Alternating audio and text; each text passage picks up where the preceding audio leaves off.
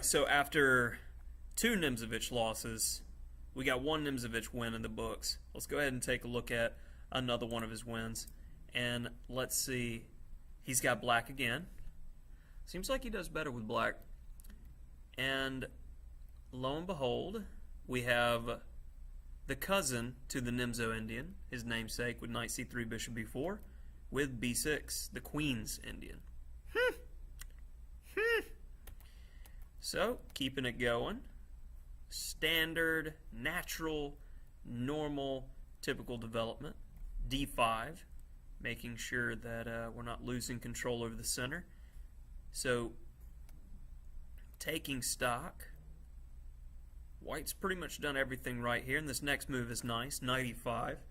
It prevents you from playing d takes c4 because you're going to have a problem with your bishop on b7. So c6 safeguards everything, nice and solid, no problems.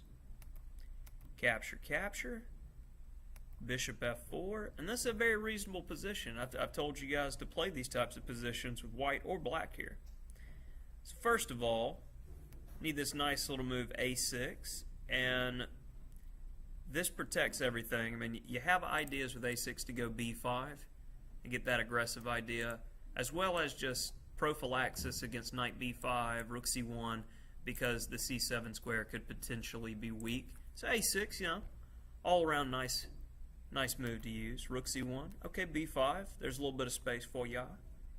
Queen b3, and I think Nimzowicz's own comments here, he says, the ghost! With noiseless steps, he presses on towards c4. And what he means by that, he's not like talking about an actual ghost. So, in chess games, when authors and good players say that there was a ghost in the position, they saw something that they were worried about, which, upon further analysis, it was not a threat at all.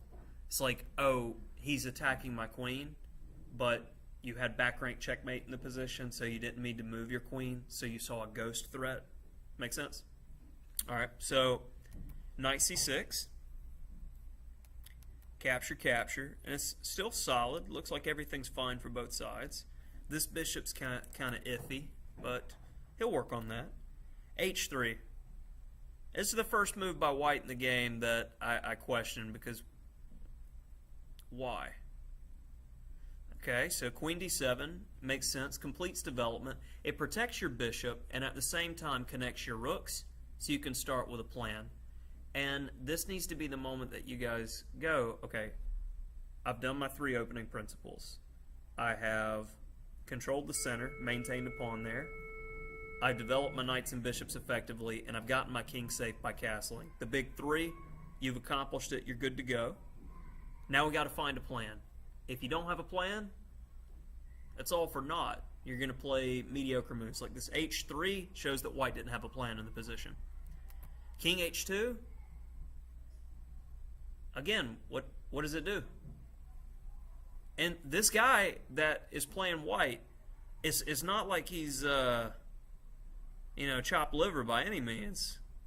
Samish was the creator of many different opening systems, like in the King's Indian defense, in the Nimzo Indian defense. Samish was an innovator, a brilliant player.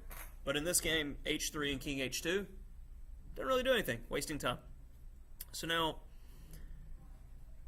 queen b7 is a definite move to be considered here, but I really like Nimzowicz's plan, because he goes, okay, h3 and king h2, his king may not be on the best square, and he's really being encouraging.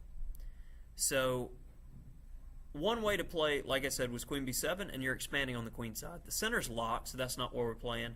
So Nimzowitsch elects a plan on the king side, starting with knight h5.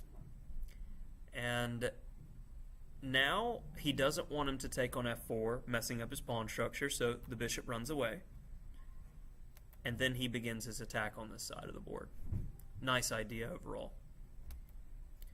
And white keeps backing up now. It went from white slightly better, he's got his first move edge, to uh-oh, I'm being attacked. b4. Now the bishop's going to have a better square on b5 in some variations. And his knight gets kicked back.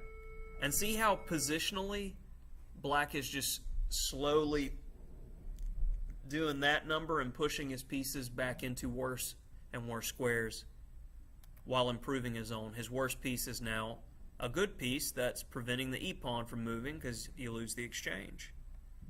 So rook g1. How often do you play rook g1 and it's a good move? Well, when there's a file open, if this pawn wasn't here, maybe it could make some more sense, but he's bottling himself up unnecessarily. This isn't going to do. Bishop d6, lining the bishop up with the king. Notice how Nimzowitsch is running a clinic and making his pieces better based off a single plan. He chose the side of the board he's going to play on, and the rest of this is clean follow-up. e4. He's got to do something, so he sacks a pawn. F takes e4.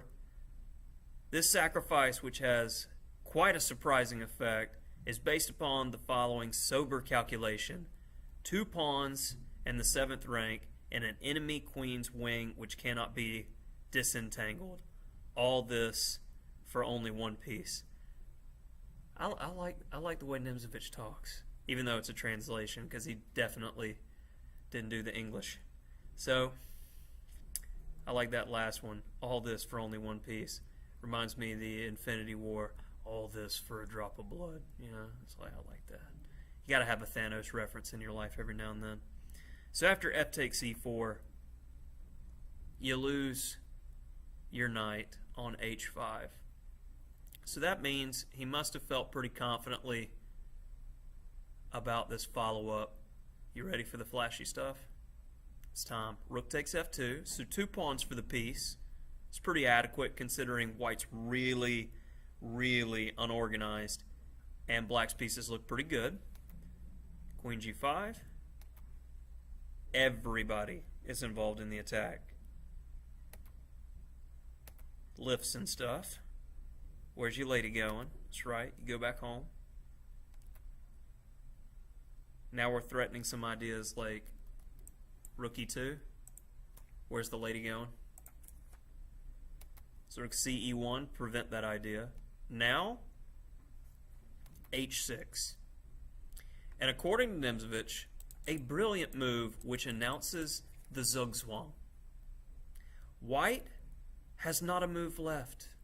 If king h2 or g4, then rook 5 to f3. Black can now make waiting moves with his king, and white must willy-nilly eventually throw himself upon the sword.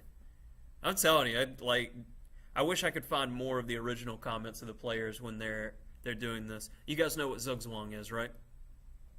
It's a German word that we're basically saying, and we can't say it in one word in English, it's a situation that no matter what you do, it gets worse. It's like quicksand. Zugzwang means when you're in a Zugzwang position, white could do anything, any move that he makes, his situation gets worse. And that's why he resigned in this position. It's kind of ridiculous, right? Willy-nilly. Willy-nilly. Yeah, this is why we had to go through some Nimzowitsch games, just so I could get to the point where I could say willy-nilly.